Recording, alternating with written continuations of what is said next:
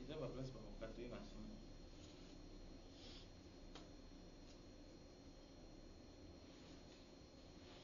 Seigneur, tu es avec moi. Et bénis. Ok. Shalom, chers spectateurs. Nous sommes très heureux d'être ici avec vous. On commence une nouvelle année avec vous parce qu'il y a des questions qui devaient être répondues au mois de décembre 2022. On a eu quelques inconvénients, mais on devait faire cette émission pour répondre aux questions que les gens ont posées au révérend Brembach suite aux allégations qu'il avait dit à la tombe de William Branham. Révérend Brembach. Que shalom, shalom peuple de Dieu, que le Seigneur William Marion Branham vous bénisse richement. C'est pour moi un privilège de me tenir devant vous pour pouvoir encore répondre à certaines questions qui ont été posées par rapport à la vidéo qui était sur internet disant où je disais et je faisais des fortes déclarations sur la résurrection de William Branham. Nous avons eu multiples questions. Alors aujourd'hui nous allons essayer de répondre à quelques questions dans quelques minutes pour ne pas que ça soit trop long, parce que quand ça devient trop long, les gens se fatiguent à vous suivre. Alors nous allons essayer de répondre à quelques questions, et les autres questions, si votre question n'a pas été répondue aujourd'hui, alors la fois prochaine vous pouvez retrouver votre question. Merci. D'accord. Aujourd'hui, on va faire juste 4 questions parce qu'il y avait beaucoup de questions, comme il a dit. D'autres questions viendront après. Si vous avez des questions, vous pouvez nous envoyer ça sur la page, sur Messenger, la page de l'église. Et je veux essayer un peu de mettre quelques prédications en anglais qu'il va lire pour que les anglophones puissent aussi retrouver les citations là où il a fait des déclarations. Et révérend Brembach, la première question, on a qui vient apparemment de Kinshasa. Pourquoi le corps de frère Branham a-t-il fait 4 mois avant d'être enterré? Pourquoi le corps de frère Branham a-t-il fait 4 mois, merci, a-t-il fait 4 mois dans la tombe avant d'être enterré? Premièrement, à cette question, j'aimerais répondre comme ceci. Ce n'est pas parce que ceux qui devaient l'enterrer souhaitaient qu'il puisse traîner. Non. Ce n'est pas pour ça.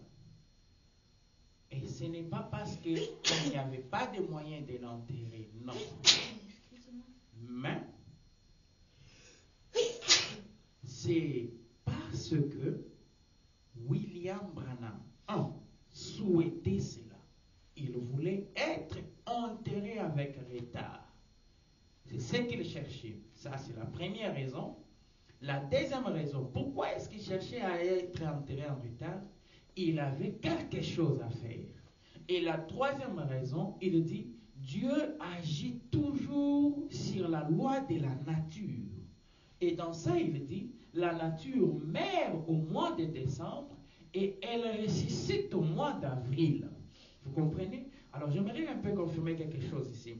Je vais lire une chose ici. Je suis dans « Vous devez naître de nouveau ». Pourquoi le corps de Branham est-il gardé à la morgue? Le paragraphe 2. Pourquoi le corps de Branham est-il gardé à la morgue pendant 4 mois? Pourquoi c'est long retard? Écoutez. Prêché le 19 juin 1958. Vous devez naître de nouveau en anglais. You have to be born again. Paragraphe 2. Paragraph 2. Écoutez ce qu'il dit. Je pensais ce matin, en route vers ici, j'étais en retard pour le petit déjeuner. Et nous restons donc environ 10 minutes, 10 miles, quelque chose comme ça.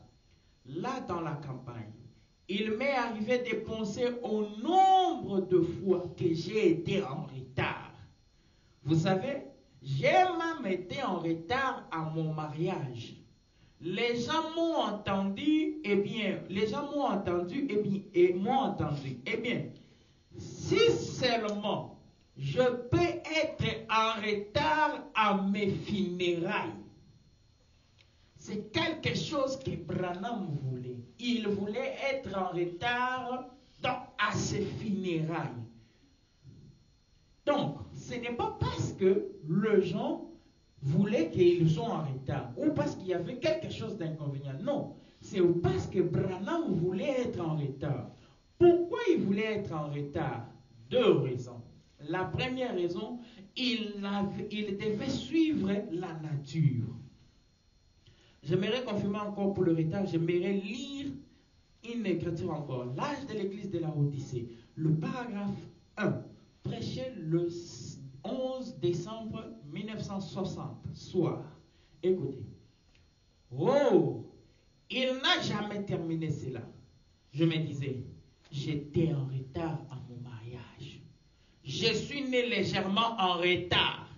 Je suis arrivé légèrement en retard à mon mariage. Si seulement je pouvais être en retard à mon enterrement, c'est l'occasion où j'aimerais être en retard. Vraiment en retard. C'est l'occasion où j'aimerais vraiment être en retard. Quand? À mes funérailles. Pourquoi Branham a fait 4 mois à la morgue? Est-ce que c'est parce qu'il manquait quelque chose ou quoi que ce soit? Non. C'est parce qu'il voulait être en retard. Pourquoi? Pour des raisons. La première raison, il devait suivre le rythme de la nature. Écoutez ce qu'il dit. Je suis dans Compte à rebours. Je suis dans Compte à rebours, prêché je pense le 9 février 1964. Écoutez le Seigneur Branham, le paragraphe 25. Regardez. Il y a la vie, la mort, l'ensevelissement, la résurrection. Résurrection. Vous ne pouvez pas aller dehors sans la voir. Observez le feuille et observez les feuilles sortir au printemps. Observez l'air jeunesse et l'air vieillesse, l'air âge mûr et ensuite l'air grand âge et la vie pleine de vie dans le feuille. En quelques minutes, vous découvrez qu'elle n'y est plus. Avant que les gels ou autres n'arrivent, les feuilles tombent. Et que se passe-t-il? La vie qui est dans cet arbre, cette sève, descend dans les racines. Si elle ne le fait pas, les froids de l'hiver tueraient l'arbre, tueraient la vie. Elle ne peut pas rester en haut. Elle doit descendre et s'ensevelir elle-même. Mais au printemps de l'année suivante, elle revient à nouveau, ici, à nouveau avec une nouvelle feuille. Cela atteste qu'il y a une vie, une mort, un ensevelissement et une résurrection. Chaque chose est typifiée. Nous ne pouvons pas simplement nous éloigner de cela. Vous voyez le rythme de la vie? Branham devait suivre ce rythme. Et écoutez ce qu'il dit. Shalom, prêché le 11 décembre 1964. Le 1er décembre 1964. Écoutez. Pour les Fiti, 238. Restons fermes sur la promesse de Dieu. Dieu l'a fait et elle appartient à Dieu de la tenir jusqu'au bout. Je suis simplement le rythme. Lorsque cela joue un air et dit, c'est la fin de William Branham sur la terre, alors je partirai avec le rythme et ensuite je ressusciterai avec le rythme de la nature. Ça part avec vous. Branham devait suivre le rythme de la nature. La première raison pourquoi Branham est resté. La deuxième raison, Branham avait quelque chose à faire. Parce pasteur Junior, qu'est-ce que Branham devait faire? Écoutez ce qu'il dit. J'allais lire quelque chose là au début. C'est-à-dire que vous dites que William Branham a fait 4 mois parce qu'il devait suivre le rythme de la nature. Il y a des raisons. La première raison, il devait suivre le rythme de la nature. La deuxième, d'abord, pourquoi il a fait 4 mois? Parce qu'il les souhaitait. Pourquoi il les souhaitait? Il y a des réponses. Il devait suivre le rythme de la nature. Dieu suit le rythme de la nature. Et la deuxième raison, c'est ce que je vous donne ici. Écoutez, les sentiers de la vie, c'est dans les sentiers de la vie. Prêcher, le paragraphe 9, prêcher le 21 juin 62. Le paragraphe 9. Et j'étais donc en retard hier soir. Et nous avons commencé en retard. Et je suis presque toujours en retard. Ma mère disait que j'étais un bébé de 9 mois plein. Et j'étais un peu en retard quand je suis venu ici-bas. Et ma naissance, je ne pesais que 2,5 kilos. Et j'ai eu un mauvais départ. Et je n'ai plus jamais beaucoup grossi. Et je suis vraiment, j'étais en retard à mon mariage. J'ai fait attendre ma femme pendant longtemps. Et c'est tout le temps attendre à être en retard. Eh bien, si seulement je peux être en retard à mes funérailles, c'est tout. C'est très bien. Juste laisser les gens attendre aussi longtemps qu'ils peuvent. Car je désire rester plus longtemps que possible pour prêcher. Vous écoutez? Pour prêcher l'évangile et communier avec mes frères. C'est-à-dire que vous dites que Frère Branham était en retard parce qu'il devait prêcher. Prêcher qui? Où? Il devait prêcher ceux qui étaient déjà morts, ceux qui étaient déjà partis dans l'autre dimension. Ils attendaient. Il devait aller dans les séjours des morts. C'est pour cela qu'il dit, j'aimerais être en retard pour rester, prêcher, communier avec mes frères. Et maintenant, très bien, j'essaierai simplement d'être un peu plus expéditif ce soir. Il dit, je voulais être en retard. Vous comprenez le retard de Frère Branham? C'est-à-dire que Frère Branham devait aller prêcher. Donc, le retard de Frère Branham n'est pas quelque chose qu'il ne savait pas. Non. Le grand maître était au courant. Il savait que ça va prendre autant de jours. Il devait suivre la nature. En dehors de suivre la nature, il devait apporter la parole de l'autre côté. C'est un peu ça. Ok, merci beaucoup, chers téléspectateurs. Comme vous l'avez suivi, c'est très très chaud de ce côté. Ici, vous avez écouté que Frère Branham a vraiment fait 4 mois dans la tombe parce qu'il devait aller prêcher au séjour de mort. Ça aussi, c'est un autre sujet qu'on pourra, si vous avez des questions à propos de comment est-ce qu'il peut aller prêcher de l'autre côté, c'est quelque chose qui peut se répondre après. Mais quand même, le révérend vous a lu pourquoi le corps de Branham a été, on a attendu 4 mois pour enterrer parce que les gens disaient que non, sa famille attendait parce qu'ils pensaient qu'il allait ressusciter, alors sa famille a retardé ça. Mais ça, ce n'était pas le cas. Il vous a lu le cas. On passe à la deuxième question, révérend Brembach. La deuxième question est celle-ci. Si Branham est ressuscité, comme vous le dites, est-ce qu'il est sorti avec son corps de la tombe? C'est la question que j'ai beaucoup aimée. Et j'étais en train de méditer beaucoup. Si Branham est ressuscité, est-ce qu'il est ressuscité avec son corps?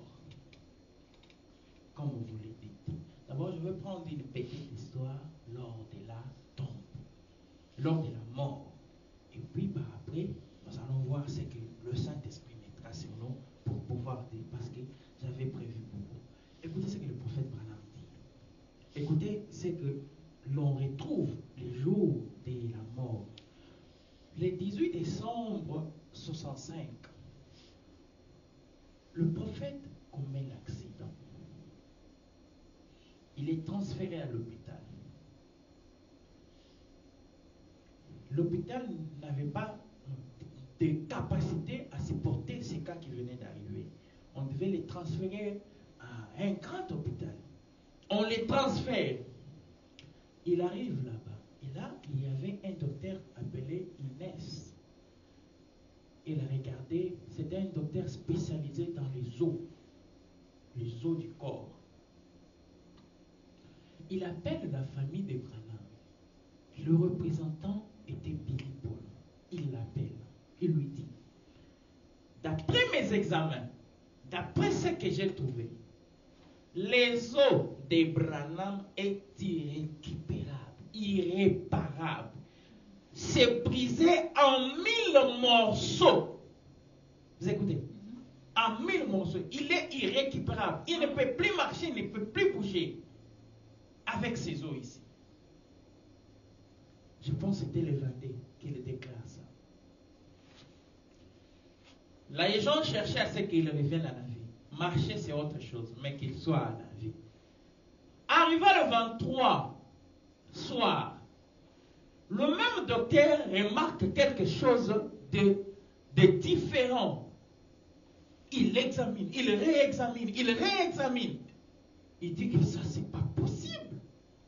Et il appelle encore le représentant de la famille. Il lui dit, Monsieur Branham, il est vrai que je vous ai dit que ces os sont irrécupérables. Mais je viens de faire le test pour voir encore. J'ai remarqué quelque chose de différent. Pour ce qui est des os de Branham, c'est 10 000 fois plus en bon état. Amen. Il meurt le 24 décembre. Le 23 décembre, il renouvelle son corps. Le 23, il renouvelle son corps. Le 24, il meurt. Il renouvelle son corps pour aller déposer ça à la tombe et que ça reste là-bas. Ça n'a pas de sens. Si vous prenez la bouchure, reconnaître votre jour et son message, le paragraphe 135, William Branham a dit que j'essaie d'arracher un peuple, de les tailler, de le montrer avec les Écritures que c'est Dieu qui se tient là, avec la confirmation de la parole des faits. Et il dit, ce vieux corps vient de là, de l'éternité, et elle rentrera là-bas. Quelle est cette puissance que vous pensez, que vous voyez, qui peut arrêter les os de Branham qui étaient irrécupérables dans quelques heures de sa mort, qui devient en bonne santé, et vous dites que ces os qui sont redevenus en bonne santé, c'est pour aller pourrir, devenir poussière dans la tombe. Non, non, ça a une mission. Ça a une mission. Dire, Branham se tient là, il dit, j'étais là assis avec ma famille. Et puis à un moment donné, je ne parlais plus. J'étais resté calme. Mais d'abord dit que parfois, Branham sortait de la maison avec les flammes de feu dans ses yeux. Dites-moi, ces yeux qui sortaient, qui faisaient sortir des flammes de feu, Dieu a laissé ça dans la tombe. Je ne permettrai pas que mon sein voie la corruption. Non. Non. Ces eaux doivent sortir. Pourquoi? Parce que la prophétie de Jonas ne s'est pas accomplie à Jésus-Christ. William Branham dit que Jésus était juste l'ombre de cette prophétie. Mais la réalité est au temps de la fin. Or, tous nous croyons que William Branham est la réalité de tout ce qui est écrit dans la Bible. Donc, cette prophétie devait s'accomplir où? En ce temps de la fin.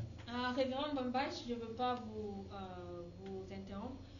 Vous avez dit la prophétie de Jonas ne s'est pas accomplie à Jésus-Christ. Comment ça? Parce que nous tous aussi, la Bible dit que Jésus a fait 3 jours et 3 nuits dans la tombe. c'est parce que je n'ai pas préparé les Écritures sur ça. Mais je vais vous répondre quelque chose. C'est dans les Écritures. C'est parce que je n'ai pas préparé ça ici. Mais écoutez, Jésus a fait 3 jours et 3 nuits dans la tombe, comme vous le dites. Mais William Branham dit qu'on l'a enterré un certain vendredi. Et un dimanche matin, il est ressuscité. Frère Branham dit que ce n'est pas 3 jours. Il est ressuscité dans moins de 3 jours. Et il dit, hein, les samedis soirs, s'approchait près de la tombe. Il y avait déjà une odeur nauséabonde. Son corps donnait déjà une odeur nauséabonde. C'est pourquoi il devait le ressusciter avant ces 3 jours. William Branham dit, cette prophétie s'accomplit au temps de la fin. Une génération méchante demande un signe. Il lui sera donné un signe que celui de Jonas. C'est au temps de la fin que ça se réalise. Jésus n'est que l'ombre de cette prophétie. Mais la réalité de cette prophétie, c'est au temps de la fin que ça doit se réaliser. Il n'y a qu'une personne qui ferme la Bible, qui met point à toutes les promesses de la Bible. C'est l'homme de Kentucky. C'est lui qui met fin à tout. C'est lui la réalité de tout. Seigneur. Amen. Merci beaucoup, révérend Boibach. Chers téléspectateurs, comme vous avez écouté, le révérend Boibach nous a donné de très fortes déclarations. Vous avez écouté vraiment que Jésus n'a pas vraiment accompli la prophétie de 3 jours et 3 nuits dans la tombe. Le frère Branham l'a déclaré. Alors, il y a des brochures, vous allez lire à propos de cela. On va passer vite à La prochaine fois, nous allons donner ces écritures. Je vais répondre à cette question la prochaine. Oui, la prochaine fois, il va donner les écritures qui prouvent cela. Et vite là, on va aller à la 3e question. Révérend Boibach, pourquoi Branham a été embaumé? Dernièrement, je me posais des questions. J'étais en train de chercher des écritures pour voir pourquoi est-ce qu'il est embaumé. Je dois encore retourner pour chercher. Mais j'ai une réponse. Pourquoi est-ce qu'il est embaumé? Pourquoi est-ce que celui qu'on avait posé la question accepte que Branham soit embaumé? D'abord, la question a été posée à Perry Green. C'est lui qui avait pris la décision d'accepter que Branham soit embaumé. Il dit, lorsqu'on lui a posé la question, est-ce qu'on doit embaumer William Branham? Ça a été une série de questions pour lui. Il attendait la résurrection de Branham. Perry Green attendait la résurrection de William Branham. Il s'est posé la question, est-ce qu'on doit l'embaumer? Ça ne va pas empêcher sa résurrection. Mais il dit, Jésus a été embaumé. Vous allez lire cela dans les actes du prophète que Perry Green a écrit. Il dit, Jésus a été embaumé. Cela n'a pas empêché la résurrection. Alors, embaumez-les. Perry Green autorise à ce qu'on puisse embaumer William Branham. Et moi je dis, William Branham vient, il dit, la personne qui a ouvert la tombe de Jésus. Jésus ne s'est pas levé dans la tombe et a ouvert la tombe et il est sorti. Non. Il dit, la personne qui a ouvert la tombe de Jésus, l'ange du Seigneur, l'ange puissant, qui a brisé les sceaux romains. Il dit les sceaux romains c'est quoi? Une pierre. Il a brisé les sceaux romains pour faire sortir Jésus de la tombe. Et il dit, cet ange est sur la terre maintenant. Branham dit, l'ange du Seigneur, c'est le Seigneur lui-même. L'homme sur qui tu verras la lumière, c'est le Seigneur. Donc, là, et Branham nous dit, cette photo n'est pas lui. Mais c'est qui? C'est l'ange du Seigneur. Et cet ange du Seigneur, les Américains ont pris, l'ont mis dans la tombe. Pensez-vous que l'ange qui a ressuscité Jésus peut manquer la force de se faire sortir lui-même dans la tombe? Il faut avoir de l'audace de le maintenir. Et Branham dit, s'il a brisé les sceaux romains, que représentait les sceaux américains pour lui? Qu'est-ce que ça peut représenter pour lui? Qu'est-ce Est-ce que les soldats américains, n'est-ce pas, c'est l'aigle? Et n'est-ce pas, on a placé l'aigle sur la tombe de l'ange du Seigneur?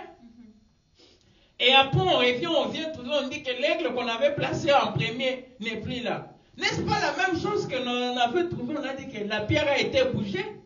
Qui a bougé la pierre? On ne connaît pas. Qui a enlevé l'aigle? On ne connaît pas. Le fait qu'on a embaumé Branham n'a pas stoppé la résurrection. C'était pour accomplir l'écriture. Parce que Branham est Jésus-Christ réincarné. Si on l'a embaumé là-bas, on va l'embaumer ici. Ça ne va pas empêcher qu'il sorte de cette tombe. Merci, révérend Brembach. C'est-à-dire que lorsque les gens disent que Branham, on l'a embaumé, c'est pour cela qu'il a rajeuni, parce que on ne pouvait plus le reconnaître, même Billy Paul n'a pas reconnu son père. Il a rajeuni parce qu'on l'a embaumé, il n'a pas rajeuni parce que les déclarations que le croyant du troisième exode sont en train de faire. Non. D'abord, pour commencer, ce n'est pas parce qu'on l'a embaumé qu'il a rajeuni. Non, quand on embaume quelqu'un, il ne rajeunit pas. Il change, il se décompose, il devient encore très mauvais. Faites des recherches sur Internet. Quand on embaume quelqu'un, vous allez voir que son visage devient très mauvais que ce que vous les avez connu. Mais lui, il a rajeuni. Vous pouvez voir la photo de la tombe. C'est différent avec cet homme. Rajeuni à un niveau où son propre fils ne l'a pas reconnu. Mais quelqu'un l'a reconnu. La mère de Hope Brembach vient, il dit à Billy Paul, ne t'inquiète pas, c'est lui. Je me rappelle lorsqu'il est venu pour épouser ma fille. C'est cet homme qui était venu épouser ma fille. Branham est un homme double. Il est là, on ne le reconnaît pas. C'est pour cela, lorsque Jésus était ressuscité, qu'il marchait sur le chemin de Maïs avec ses autres disciples, André et les autres, lorsqu'il marchait avec eux. Excusez-moi, je voulais parler à Nicolas. Ils sont en train de parler de Jésus. Ils parlent à Jésus. Cet homme était comme ça. C'était un homme de Dieu. Mais il parlait ça à Jésus. Pourquoi? Ils ne l'ont pas reconnu. C'est ce qui va se passer au temps de la fin. Quand il sera là, c'est Branham était un homme. Branham était un homme. Ceux qui vont le reconnaître, c'est ceux qui l'ont connu par ses actes. Amen. Dieu bénisse. Merci, chers téléspectateurs. Vous avez écouté, c'était vraiment très chaud ici. C'est très chaud. Le révérend Brembach vous a vraiment dit que parce que les gens disent que c'est pas la raison pour laquelle Frère Branham a fait 4 mois, c'est parce qu'il était embaumé, c'est parce qu'il a rajeuni. Non, lorsqu'on embaume quelqu'un, la personne ne rajeunit pas, le corps se décompose, le corps devient plus pire. Alors, le Frère Branham a rajeuni et la seule personne qu'il a reconnue, c'était la maman de Hope Brembach. C'est vraiment très chaud. On passe à la 4e question et notre dernière question aujourd'hui, parce qu'il y a plusieurs questions qui sont venues, mais il doit méditer sur ça pour vous donner les Écritures. Alors, la 4e question est celle-ci, révérend Brembach. Quand est-ce que la rédemption a eu lieu? Est-ce que la rédemption a eu lieu le jour de l'accident, le jour que le frère Branham a coulé son sang sur la route d'Amarillo, de Friona? J'aime la question. Quand est-ce que la rédemption a eu lieu? Est-ce le jour que le sang a coulé sur Friona ou c'est quand? D'abord, c'est un sujet très profond et je pense que je pourrais parler ce dimanche sur la rédemption dans sa totalité, dans la joie. Alors, je vais répondre un peu, mais je vais demander aux gens de se connecter. Le dimanche, d'être là avec nous à 11h d'ici et 17h de Kinshasa, de l'Afrique centrale. Nous allons répondre à cette question par un enseignement sur la rédemption.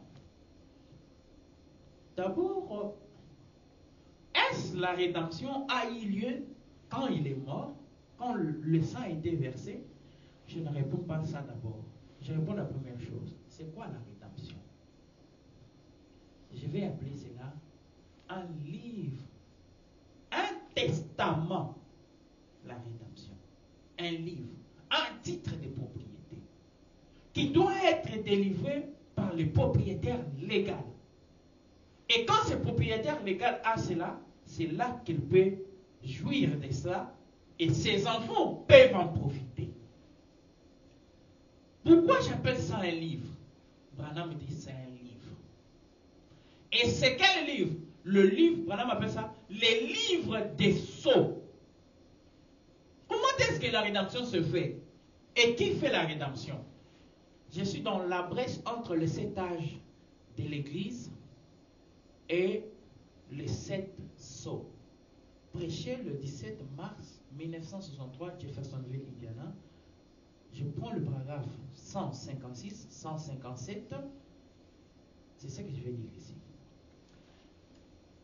Et il a vu quelqu'un qui était assis sur le trône, avec ses livres dans sa main. Un livre. Dans sa main droite. Pensez-y bon. Et puis dans ce livre, il y avait un titre de propriété pour la rédemption. Et il était scellé de 7 sceaux. Alors, un ange s'est avancé.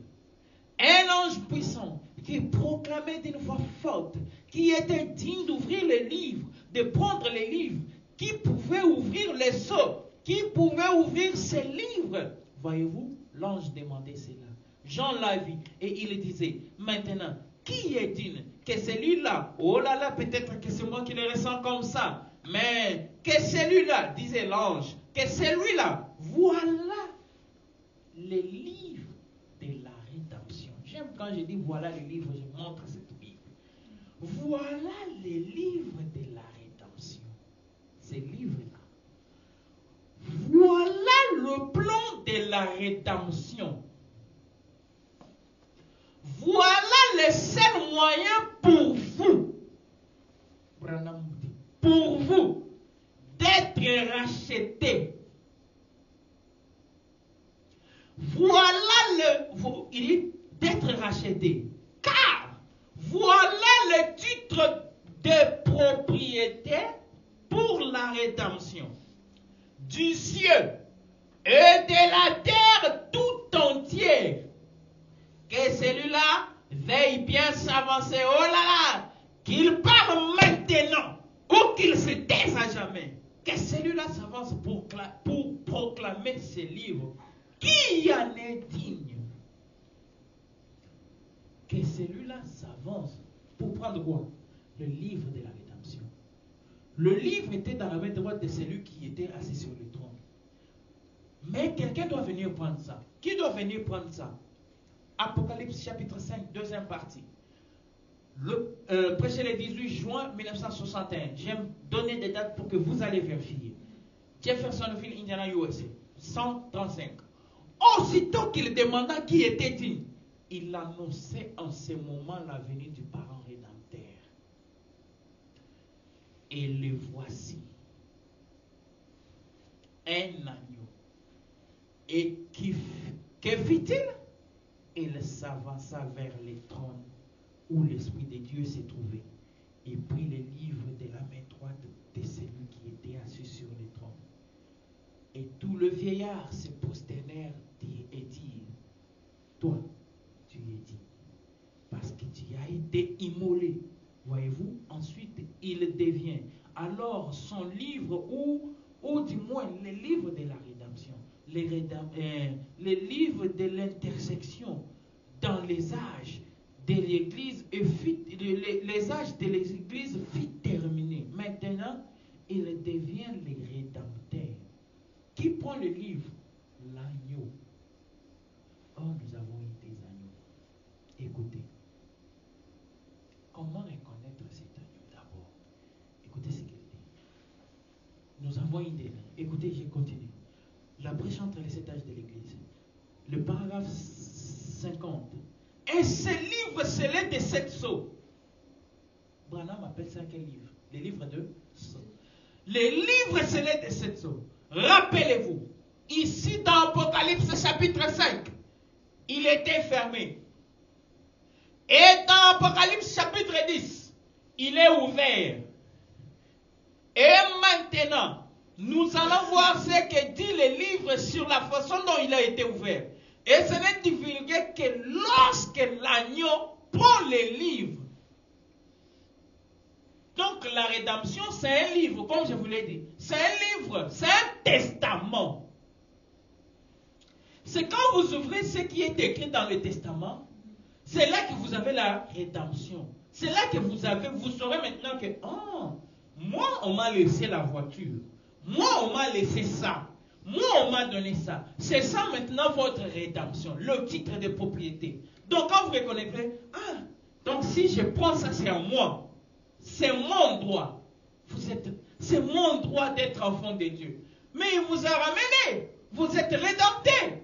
C'est mon droit de ne pas être malade. C'est mon droit de l'adorer. Vous n'êtes plus malade. Vous n'êtes plus comme ça. Vous ne souffrez plus. Pourquoi? Vous avez lu le testament de votre père. Et vous avez découvert ce que votre père vous a donné. Et il dit, il n'y a que l'agneau qui peut prendre ces livres. L'agneau doit prendre les livres. C'est caché. Maintenant, souvenez-vous, aucun homme dans le ciel, aucun homme sur la terre, qui qu'il soit, pape, évêque, cardinal, surveillant général, qui qu'il soit, ne peut briser ces sceaux, ni les révéler. Ni révéler les livres. L'agneau seul.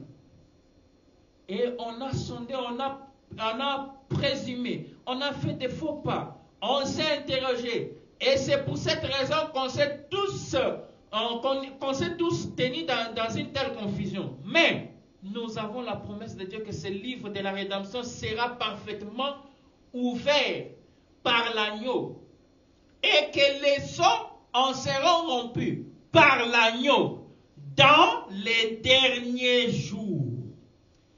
Amen, amen, amen. Écoutez ce qu'il dit. Dans les derniers jours.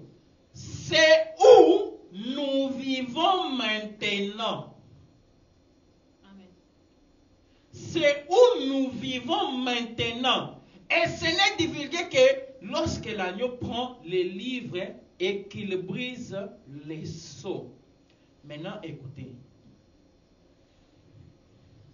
Lorsque l'agneau prend le livre et il brise les sceaux, c'est alors que c'est divulgué.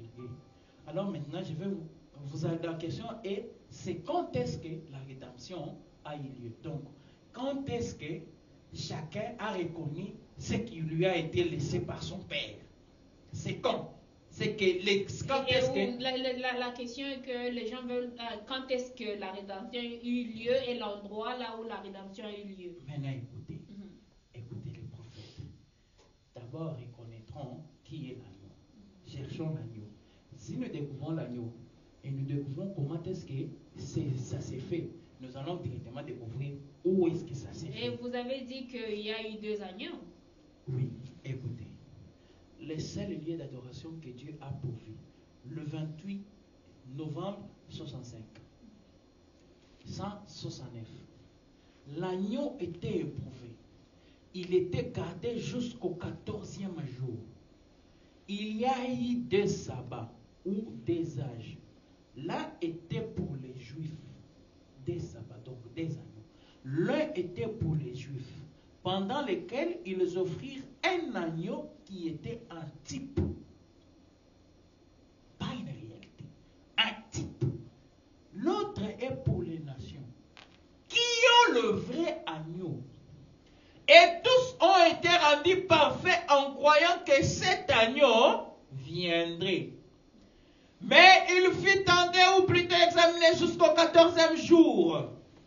Écoutez, les signes du matin. Les signes. Le paragraphe 90. Le 1er septembre 1963. Et souvenez-vous, Israël passa bien par des choses. Mais c'est au temps du soir que les signes furent exigés. Pas pendant la préparation de ces 14 jours où il gardait l'agneau, Israël savait que quelque chose allait venir. Donc quelque chose allait venir au temps du soir. 91. Luther le savait. Donc après Jésus. Donc c'est au temps du soir. C'est pourquoi il dit, c'est où nous vivons maintenant. Luther le savait aussi. Wesley aussi le savait. Finney, Knox, Calvin le savaient également. Tous ces gens-là le savaient. Et Branham dit, hein, nous y voici. En lingala, bisoye. En anglais, on peut dire ça comment? We're here. Donc, nous y voici. C'est que eux tous entendaient. Nous y voici. Nous y voici. Il savait qu'à un certain moment, la colonne de feu reviendrait à l'église. Il savait qu'à un certain moment, ces choses se produiraient. Seulement, ils n'ont pas vécu assez le temps pour voir cela. Ils savaient à un certain moment que la colonne de feu reviendrait. Qu'est-ce que la colonne de feu a lien? Pourquoi la colonne de feu a lien avec l'agneau, que Branham parlait de l'agneau, et puis il dit à un certain moment la colonne de feu reviendrait. Vous prenez Jean. Jean dit, j'étais dans l'école de Jéhovah. Et Jéhovah m'a dit, l'homme sur qui tu verras la lumière se tenir, hein, c'est lui l'agneau de Dieu qui ôte le péché du monde. Et Jean dit, le voici, je le vois, je le vis. Branham, tout le monde croit que Branham est Jean-Baptiste. C'est lui qui t'a pointé le Seigneur.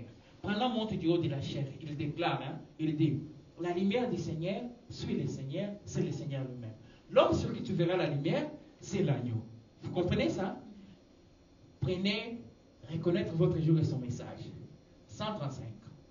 Branham du haut de la chair. Il prêche à un certain moment, il dit, j'essaie d'arracher un peuple, de les tailler, de les détacher de ces choses, de les montrer par les Écritures que c'est Dieu qui se tient là. C'est donc, c'est Dieu qui se tient là avec la confirmation de la colonne de feu. Jean-Baptiste pointant l'agneau. Les voici avec la confirmation de la colonne de feu. C'est-à-dire que vous nous dites que Frère Branham est Jean-Baptiste. Frère Branham est Jean-Baptiste. C'est lui qui pointe l'agneau. Et lui-même, c'est l'agneau. Lui-même est l'agneau. C'est très grave. C'est très profond, maman. C'est très profond. Lui-même est l'agneau. C'est pourquoi il dit, hein, le Saint-Esprit est lui-même, hein, le précurseur de la seconde venue du Christ. C'est-à-dire que c'est lui-même le Seigneur qui vient pointer le Seigneur. C'est le Seigneur qui vient pointer le Seigneur lui-même. Vous comprenez? C'est-à-dire que Frère Branham est l'agneau.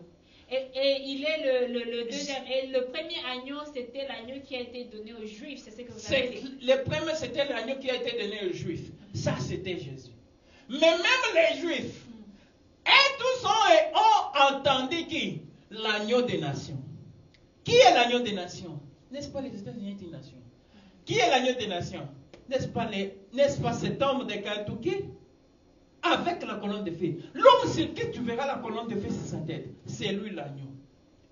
Donc, si nous devons avoir le testament de l'agneau, demandons l'agneau. Merci l'agneau. Beaucoup. Vous avez écouté que le frère Révérend Wabach nous a présenté deux agneaux, Jésus-Christ et le frère Branham, qui s'est pointé lui-même en tant que Jean-Baptiste, il a pointé l'agneau. Oui, mais maintenant posons-nous la question. Hein. Quand est-ce que nous allons prendre les titres de propriété pour l'appliquer dans notre vie? D'abord, si vous prenez le premier saut, je pense le 6e saut ou le premier saut, Branham me dit, maintenant, c'est qu'on dit now, Sikoyo, l'agneau a le livre dans sa main. Et il commence à révéler cela. Branham dit, nous allons chercher avec les siens, trouvons l'agneau. En essayant de chercher pour trouver l'agneau, nous rencontrons une écriture. Écoutez ce qu'il dit. Le signe, le paragraphe 73, 1963, 1er septembre. Le paragraphe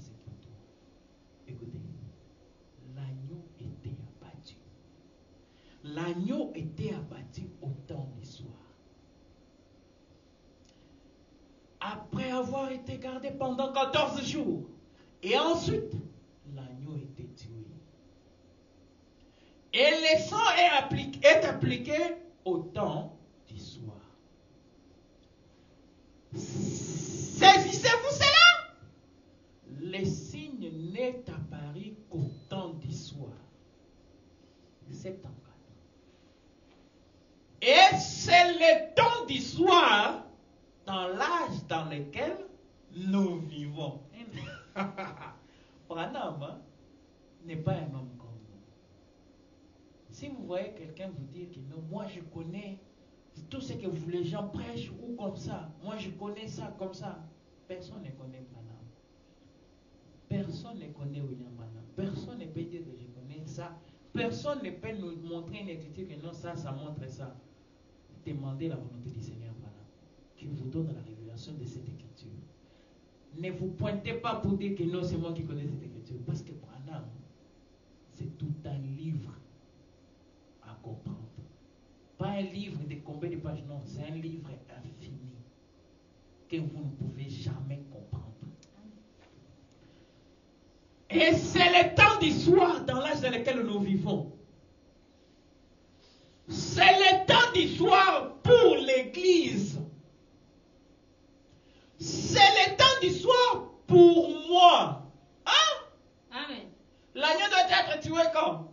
Au temps du soir. Et quand il est tué, on applique quoi? Le sang. C'est quoi le sang? N'est-ce pas, c'est la vie. Donc quand l'agneau est tué et que vous appliquez le sang, c'est le titre de propriété que nous sommes en train de prendre. J'étais malade. C'est fini parce que mon titre de propriété dit que je dois être en bonne santé. Je dois être un homme riche. Je dois être ceci. Je dois l'adorer. Je dois faire ceci. Pourquoi? Le titre de propriété a été révélé. Tu étais dans le gâchis, dans le péché plus bas. Quand le titre de propriété est révélé et que ton nom est à l'intérieur, tu es relevé. Vous avez compris ce que le révérend Mwembash vient de nous lire. Il y a eu deux agneaux, l'agneau de Juifs et l'agneau des nations. Il vient de nous lire que le temps du soir, c'est le temps du soir. Le deuxième agneau, le temps du soir, c'est maintenant pour Frère Branham. Et il a fait couler son sang. C'est-à-dire que c'est cet agneau qui devait faire couler le sang pour la nation. Et nous sommes une nation, les États-Unis est une nation.